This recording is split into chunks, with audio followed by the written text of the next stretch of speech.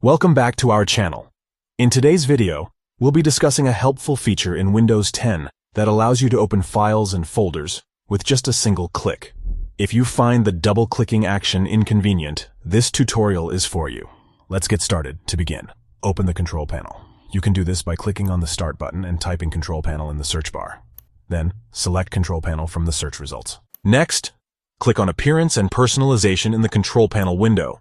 This will open a new set of options related to the visual aspects of your Windows 10 experience. Within the Appearance and Personalization section, locate and click on File Explorer Options.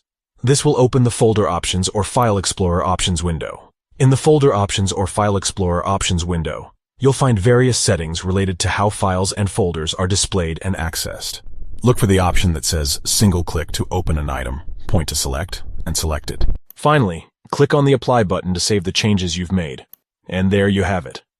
By following these simple steps, you can now open files and folders with just a single click in Windows 10. We hope this tutorial was helpful to you. If you found it useful, don't forget to give this video a thumbs up and subscribe to our channel for more helpful tips and tutorials. Thanks for watching.